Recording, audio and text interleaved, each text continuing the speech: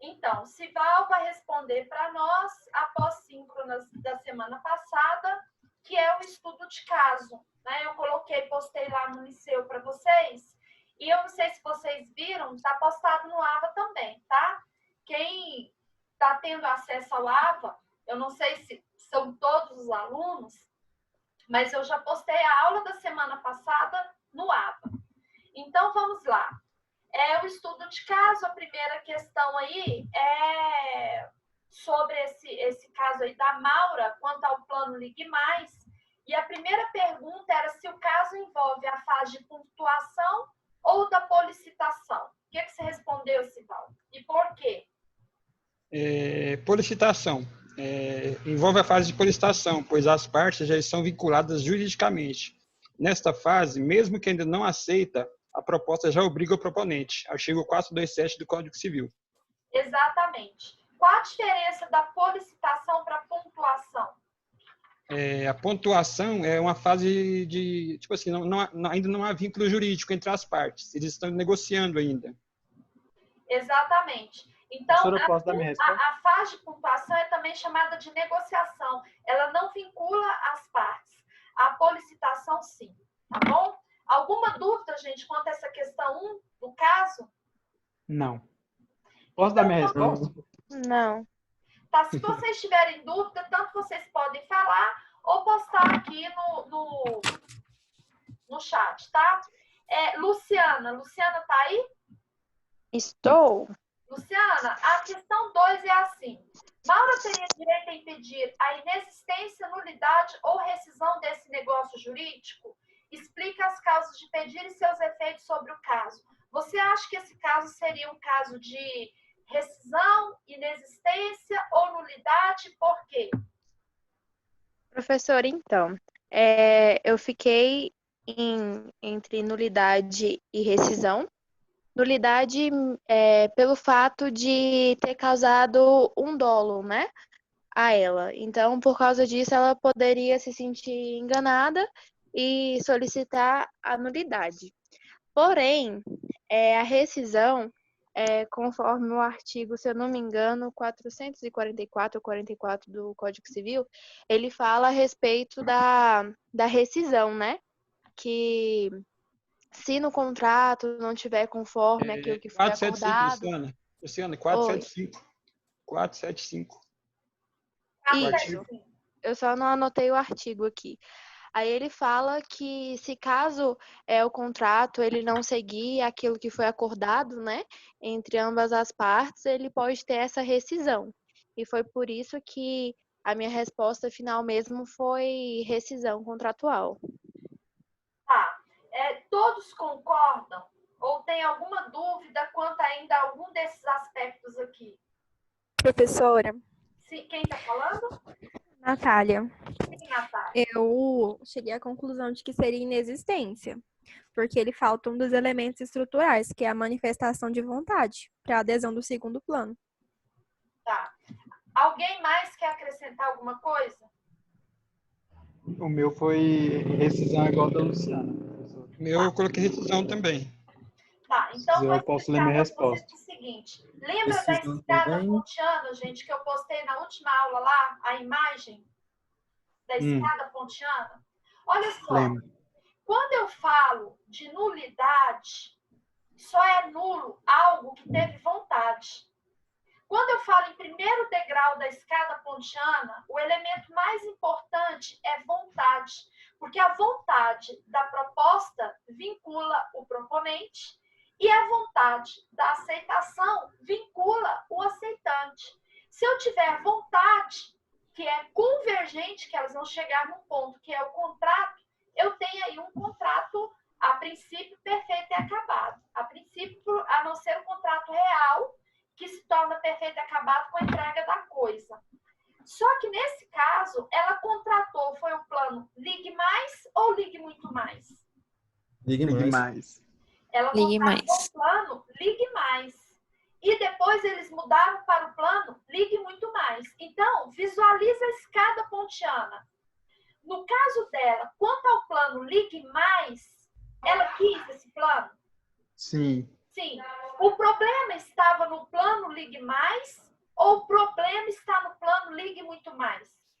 Muito mais. Ligue muito mais. Então, assim, Nesse caso, não o teve caso aceitação, colocado né? conforme a pergunta, como mudou o plano, mais ou menos, vou fazer uma comparação. Isso é um combo. Uma coisa é você pedir um combo de um sanduíche X e vira um combo de um sanduíche Y, que você não gosta, por exemplo, de picles. Tem picles no meio do sanduíche Y. E você pediu X. Você é obrigado a aceitar o Y? Não. Você não A contratou. aceitação da coisa. Então, na verdade, não teve a existência, não subiu o primeiro degrau. Para eu falar em nulidade, eu tenho que subir o primeiro degrau. E veja bem, qual a diferença de eu pedir a nulidade para eu pedir a rescisão, que foi a matéria do semestre passado, que é uma das causas de extinção de contratos, né? Gente, quando eu tenho rescisão, eu subi 2 degraus, a rescisão está no plano da eficácia. Então, imagina a escada. Eu tive vontade de financiar minha casa, subi o segundo degrau. O contrato de financiamento que eu fiz com a Caixa não tem nenhum vício, ele está perfeito. Terceiro degrau, por conta do Covid, eu fui demitido, não tenho condições de continuar pagando a casa agora e minha vida já está virando uma bola de neve, porque tem 3 meses já que eu estou com a prestação da casa atrasada. E eu posso perder o imóvel, porque o imóvel não é meu, ele é financiado. Então, para eu não ter um prejuízo maior, eu posso pedir a rescisão do contrato, mesmo eu estando em atraso, para eu não ter um juro a mais a pagar. E se eu provar, que foi o que a gente estudou semestre passado, eu tiver provas da onerosidade excessiva para mim, com fundamento na teoria da imprevisão, que é a pandemia, eu poderia até pedir nessa rescisão, que possivelmente eu até ganharia, que retirasse aí a multa rescisória que é cara, a cláusula penal que é cara. Então, eu reaveria o valor que eu paguei, logicamente descontado, né? Porque você usou o imóvel durante, imagina uma pessoa que financiou o imóvel 15 anos e usou dele 5 anos. Também não é justo você pegar o dinheiro todo de volta e pelo menos um valor do desgaste do imóvel você Proporcional. dele. Tinha que ser proporcional. Exatamente. É como se fosse um aluguel, Você está se utilizando dele. Então, veja bem, quando eu falo em rescisão, houve vontade, houve validade, mas por algum motivo eu não consigo continuar no contrato. Ou rescisão ou resilição. Então, a rescisão, resilição, eu estou no terceiro degrau. Quando eu falo em validade, ato nulo ou anulável, gente, eu quis o negócio. Só que a minha vontade foi viciada. Entendeu? Então, agora, vocês estão começando a estudar a teoria geral do processo. E um dos princípios do processo é o seguinte: o juiz não age de ofício. O que que significa? O juiz, ele tem que ser acionado pelas partes. Por exemplo, a resposta da colega Luciana. Se a Luciana falar que é nulo, ela pedir uma nulidade desse contrato, o juiz vai dar para ela? Sim ou não? Vai. Ele vai dar o que você pedir. Mas na hermenêutica, por isso que vocês estudaram essa matéria, hermenêutica para o juiz, o que você está falando para eles? Excelência, eu quis contratar o plano, houve aceitação desse plano, só que eu fui enganada, que foi o que a Luciana falou, houve dolo, mas você assume que você quis contratar aquilo ali, mesmo tendo esse vício aí de consentimento. Então, uma coisa é cair no vício de consentimento. Outra coisa é você entrar na inexistência.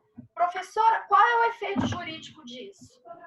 Nos casos das relações de consumo, que geram dano moral pela má prestação de serviços, você envolver o nome de alguém que vocês já estudaram, lá no artigo 12 do Código Civil, que é um bem sem preço, num negócio que ele não quis a indenização do dano moral, ela tem uma força, um peso, um plus muito maior do que você pediu a nulidade.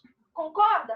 Porque na nulidade você está falando, eu quis meu nome ali, eu envolvi meu nome. Na inexistência, estão envolvendo meu bem maior, que é o meu nome, num negócio que eu não quis, que eu nem sabia. Eu nem tinha ciência que existia ligue muito mais. Essa é a diferença, tá, gente? Então, aqui a Ana Luísa perguntou, quando não tem a vontade, pode-se pedir nulidade? Não.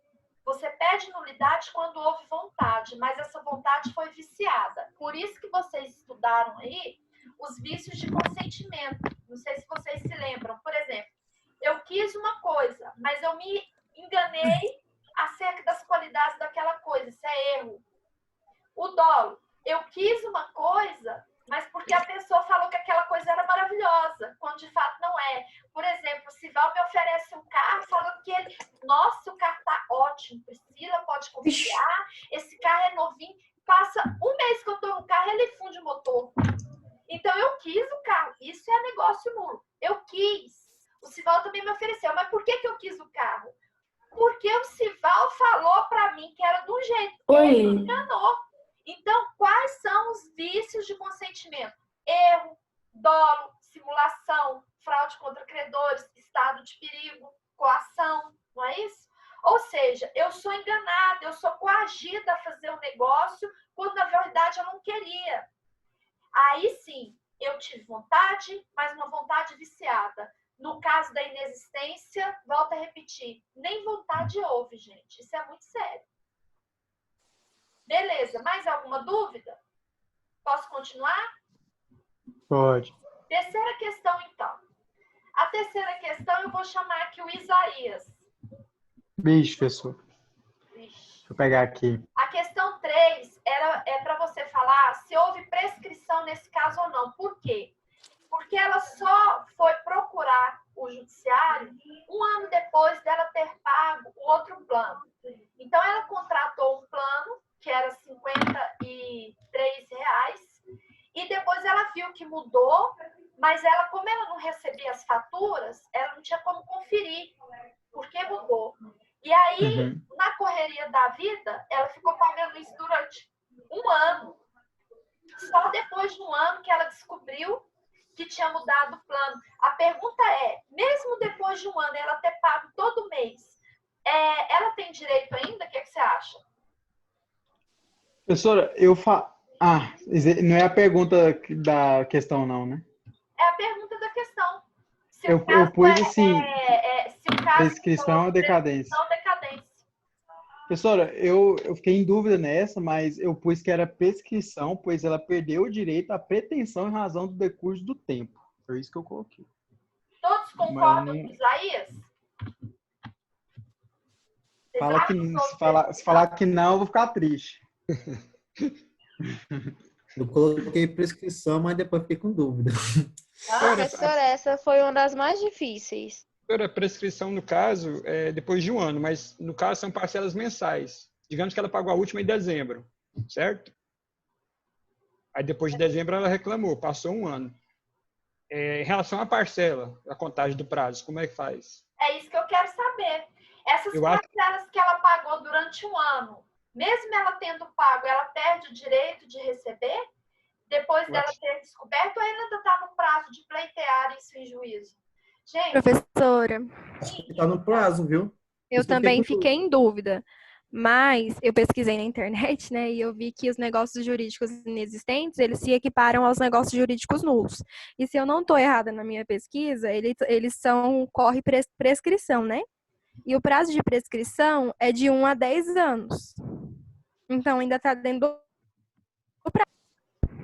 Então, boa reflexão da colega, que hoje eu até iria comentar a respeito disso na nossa matéria de doação. Veja bem, gente, uma observação.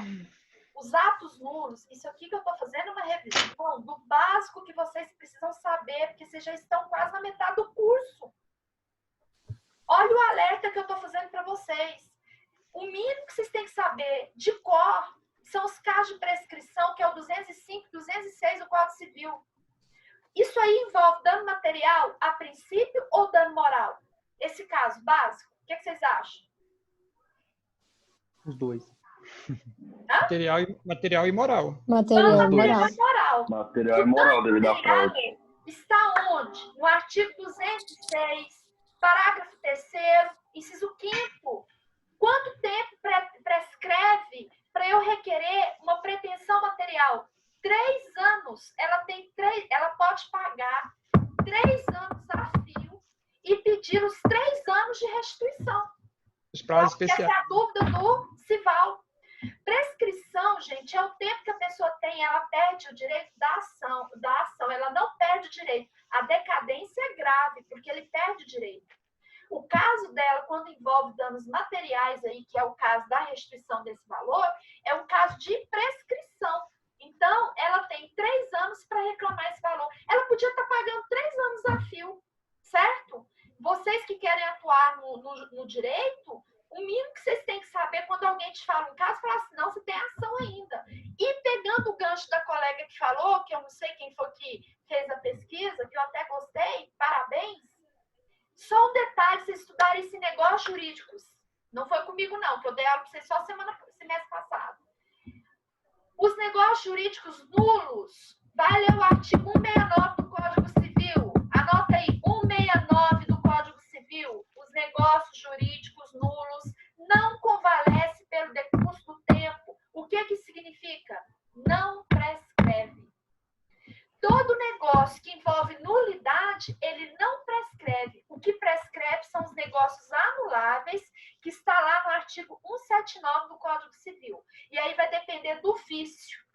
O que é anulável? O erro, o dolo, o estado de perigo, erro, dolo, estado de perigo, coação, tá? Esses são anuláveis. A simulação absoluta, ela é nula, então ela não prescreve, tá? Cuidado com isso. Qual a diferença do negócio nulo anulável?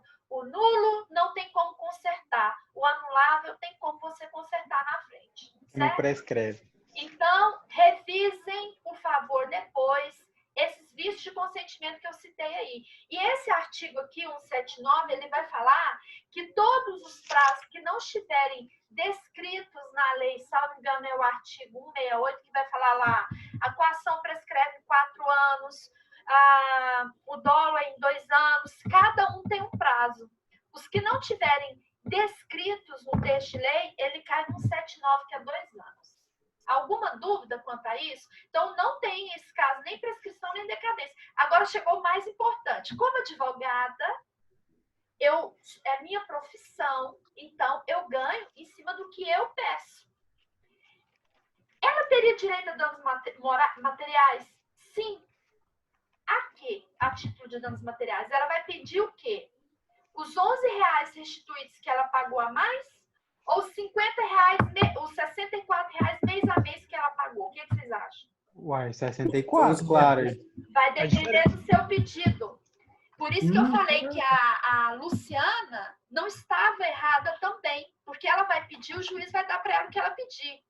Se eu peço a nulidade do negócio, nesse negócio aí é um vício de consentimento, porque houve uma onerosidade, que é um tipo de lesão.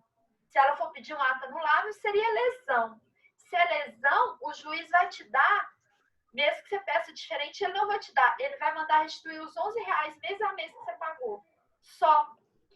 Então, você está falando, eu tive vontade, eu contratei o plano. Só que eles acrescentaram um plano. O juiz, olha o que o juiz vai entender. Você contratou o Ligue Mais, mas eles acrescentaram muito. Por isso que você está pedindo, por isso que vocês têm que saber de cor quais são os anuláveis, qual que é nulo. Eu já adianto para vocês que só é nulo a simulação absoluta, porque a simulação relativa também ela não é nula, ela é anulável. Então, se você fala para o juiz em um ou em outro caso, que são os casos de anulabilidade, absoluta, nulo, relativa, anulável, os dois são espécies da anulabilidade. Se você pede anulabilidade para o juiz, seja absoluta ou relativa, ele vai interpretar o seguinte: subiu o primeiro degrau, houve vontade, só que teve um vício para essa pessoa no segundo. Qual foi o vício? Lesão. Basicamente lesão, porque aqui eu não estou falando nada e nem provando que ela foi enganada. Para eu falar que houve dolo, lembra, gente, que eu tenho que provar. Não adianta eu falar, eu tenho que provar. Não houve prova do dolo, então não houve dolo. Bom, aqui tem lesão. Beleza, ele vai mandar restituir R$11 por mês do que ela pagou. E se eu peço inexistência do negócio jurídico? Eu subi o primeiro degrau? Não. Não. E se eu peço inexistência do negócio jurídico, não subiu o primeiro degrau? E olha aí a lógica, hermenêutica. O que você tem direito de pedir por mês? Os R$11 ou R$64? Tudo. Tudo. Todo mês. Aí qual é a defesa da empresa? Imagina que você advoga para a empresa. Ué, claro que eles vão querer que pague Que ela só a fez o diferença, uso ué. da. Que ela fez o uso do serviço. Ela prestou o serviço, não é? Beleza. Que ela fez o uso. Que eu fiz o uso do serviço. Mas eu pedi o serviço? Não. Lembra da comparação do sanduíche? Você deu uma mordida no sanduíche, só depois que você mordeu, que você percebeu que tinha picles na metade dele. Quando você estava comendo serviço. É tão gostoso o picles. Olha, eu não gosto daquilo. Mas, enfim, onde que eu quero chegar, gente? Só tirar. O É só tirar o picles. O CDC é tão radical nesse ponto que ele diz assim, eu não sei se vocês já viram alguma coisa acerca da amostra grátis ou já ouviram falar da amostra grátis no CDC. Só é na perfumaria. Hã? A perfumaria tem muita amostra grátis. Não. Ai, meu Deus. Ó, leia depois. A simulação, professora.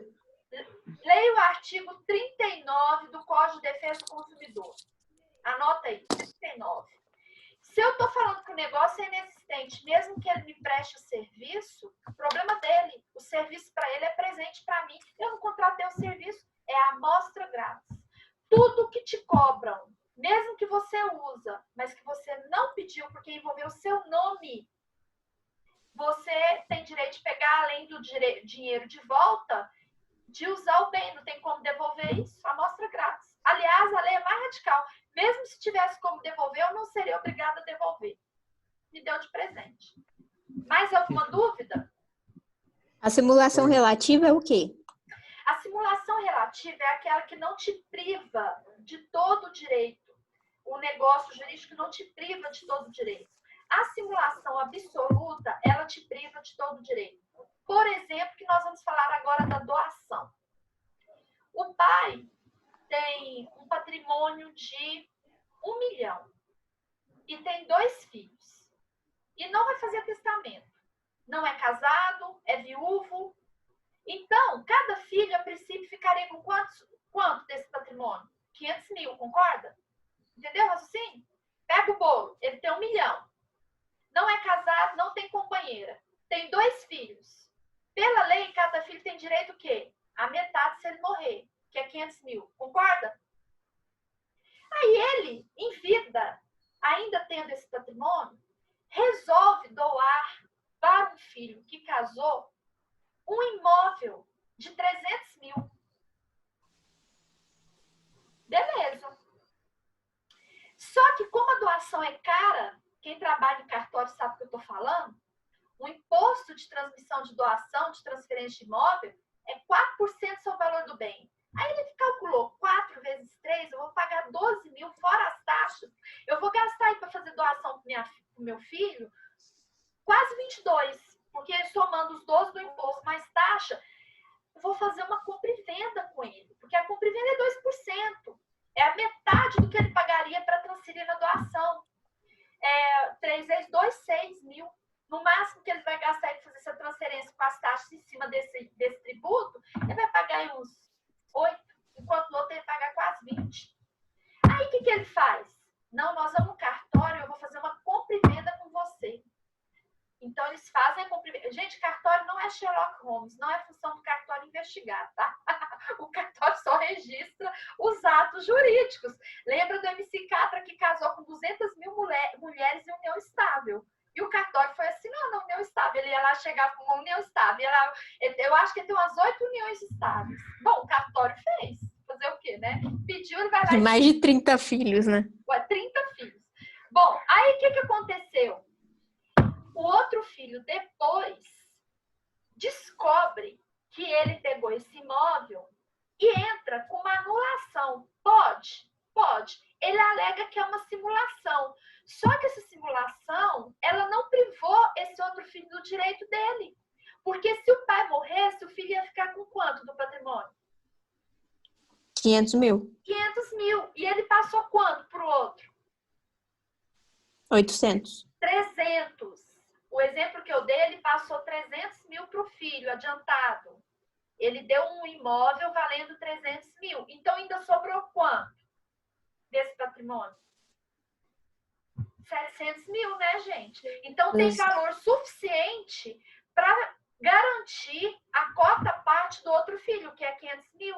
Não prejudicou todo o direito dele. Essa é uma simulação relativa, porque ela é anulável, ela não é nula. Agora, o mesmo exemplo.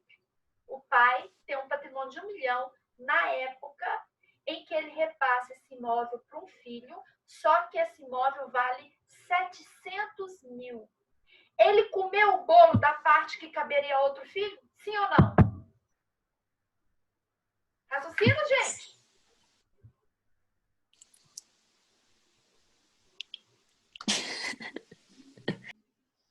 Vocês não entenderam, não, gente?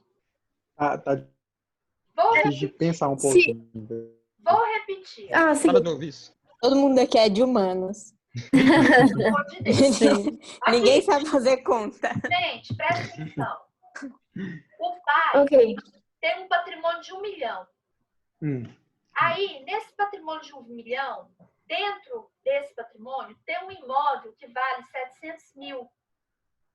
Agora é 700 mil. Ele pegou esse imóvel de 700 mil, passou só para um filho.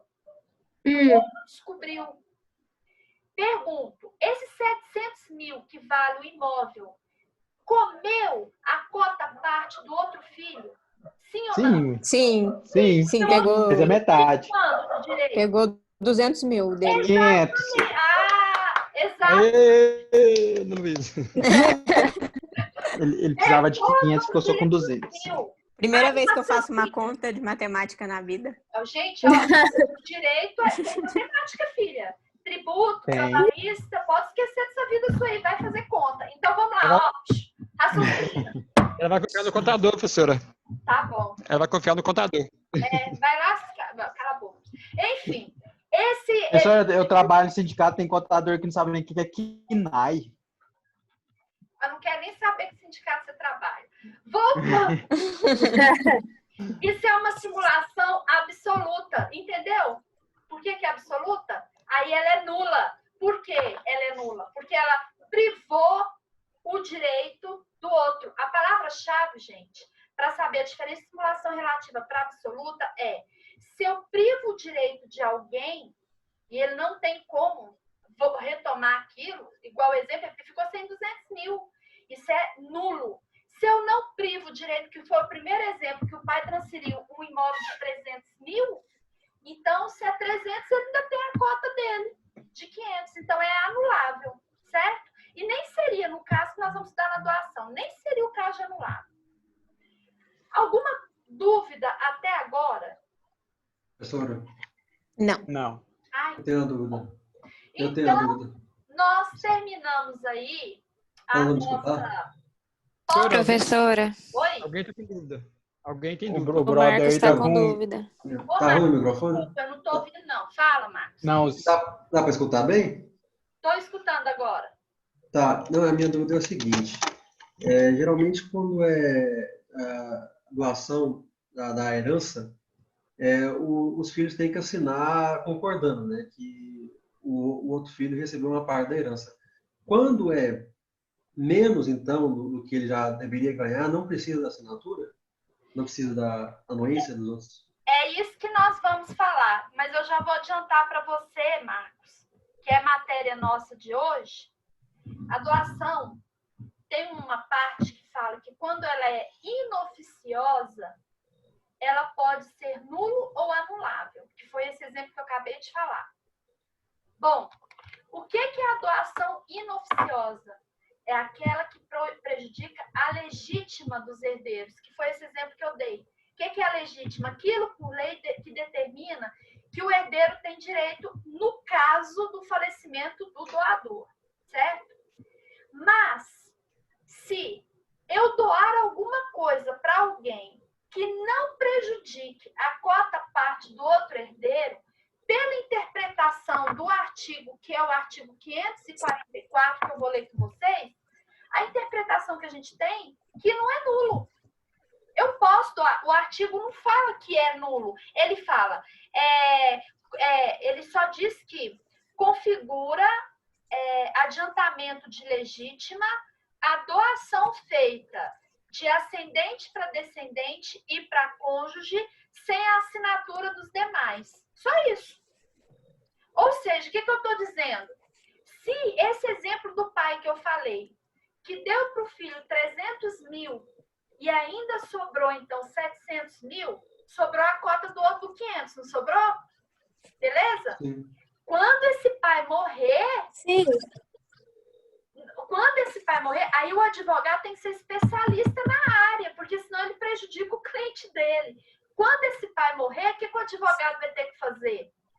Se o advogado pegar o patrimônio que sobrou 700 e dividir por 2, aí prejudicou o outro. O que o advogado tem que fazer? Não, filho. Aqui, ó, seu pai doou em vida esse valor, então você só tem 200 mil, porque 500 mil é do outro irmão.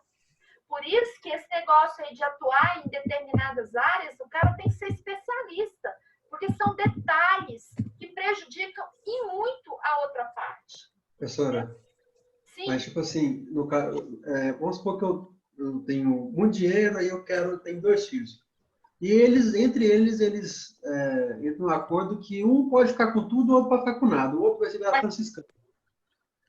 Aí ele pega, assina, falando que aceita, e eu dou todo o meu dinheiro, antes de eu morrer, para o meu outro filho.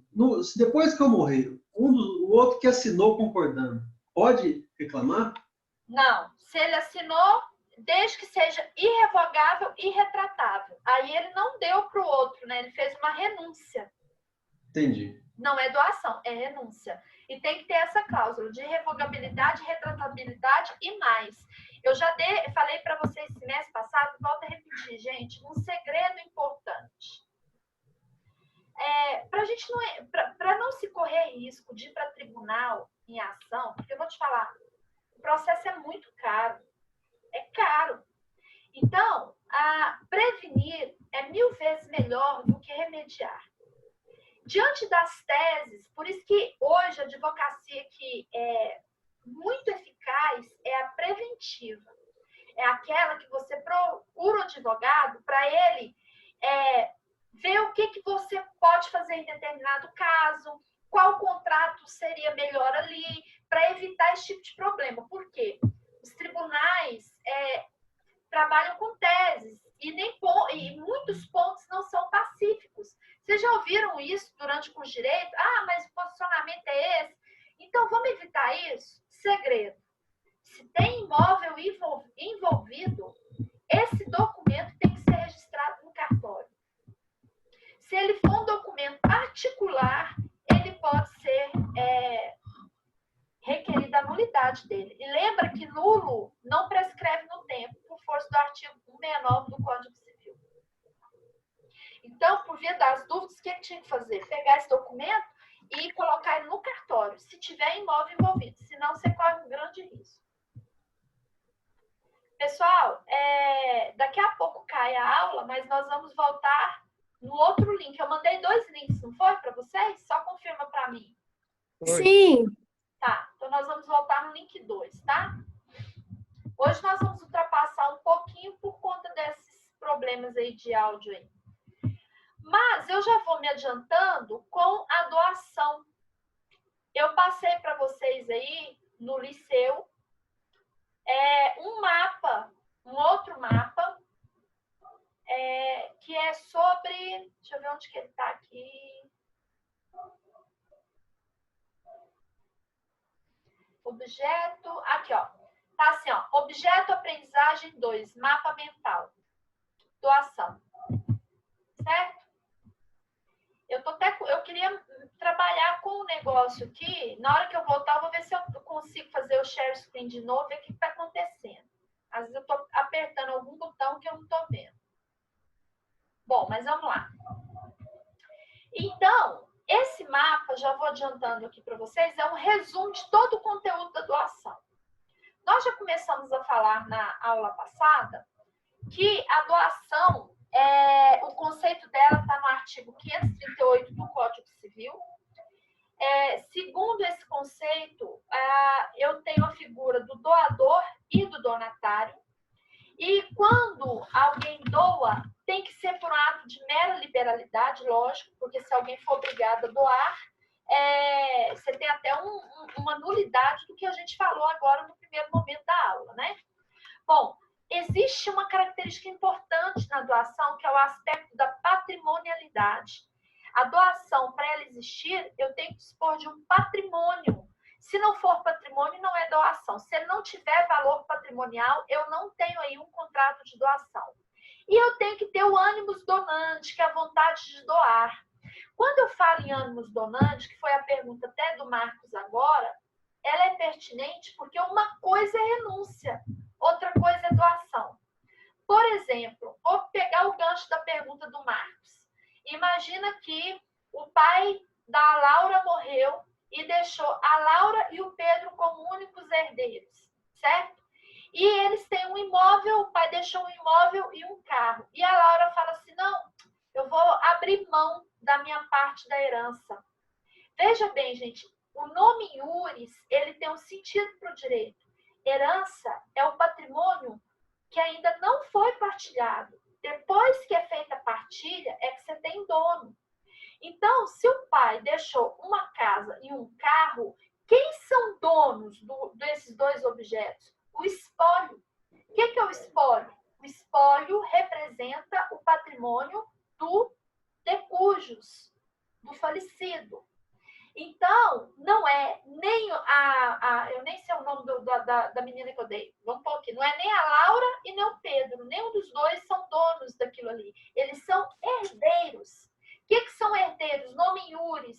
Eles têm aí um direito, né, a título universal, né, que é esse patrimônio que ainda não foi partilhado.